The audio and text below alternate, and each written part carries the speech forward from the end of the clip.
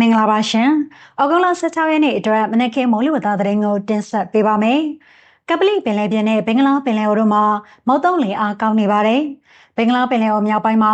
နောက်48နာရီအတွင်းလေပြင်းနဲ့ရေဝန်တစ်ခုဖြစ်ပေါ်နိုင်တယ်လို့သိရပါတယ်။ဒီရဲ့ခြေအနေတွေကြောင့်ဒီကနေ့ဩဂုတ်လ16ရက်နေ့ညနေအထိမန္တလေးတိုင်းနဲ့စကိုင်းတိုင်းအောက်ပိုင်းတို့မှာနေရာကွက်ကြောင်မကွေးတိုင်းကရင်နီကယားပြည်နယ်ချင်းပြည်နယ်နဲ့ရှမ်းပြည်နယ်မြောက်ပိုင်းတို့မှာနေရာကျကျစကိုင်းတိုင်းထပ်ပိုင်းကချင်ပြည်နယ်နဲ့ရှမ်းပြည်နယ်တောင်ပိုင်းတို့မှာနေရာဆက်စိမ့်နဲ့ကျန်တိုင်းနယ်ပြည်နယ်တို့မှာနေရာနှံပြ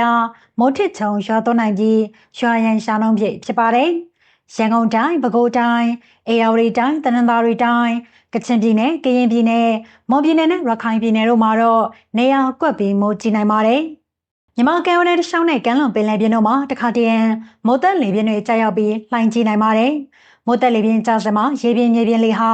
တနအီကို35မိုင်အထိတိုက်ခတ်နိုင်ပြီးလှိုင်းမြင့်က9ပေကနေ17ပေခန့်အထိရှိနိုင်ပါတယ်။နောက်နေ့ရက်အတွင်းအေရဝတီတိုင်းတနင်္သာရီတိုင်းကရင်ပြည်နယ်မွန်ပြည်နယ်နဲ့ရခိုင်ပြည်နယ်တို့မှာနေရာကွက်ပြီးမိုးကြီးနိုင်ပါတယ်။မြေရီအခြေအနေတွေကတော့မိုးစလာရဲ့ဒီကနေ့မနက်ထုတ်ပြန်ချက်အရ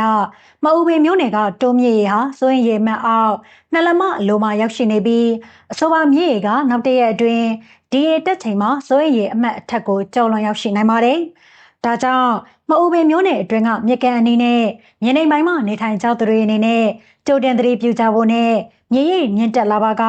အချိန်မီရှောင်ရှားကြဖို့မိုးစလာကတိုက်တွန်းထားပါတယ်။ဆက်လက်ပြီးဒေသလိုက်မင်းမြန်ထားတာတွေကိုပြန်လည်ဖြေကြားပေးပါမယ်။အေရဝတီတိုင်းကကြုံပြောမြို့နယ်မှာတော့ဩဂုတ်လ20ရက်နေ့အထိ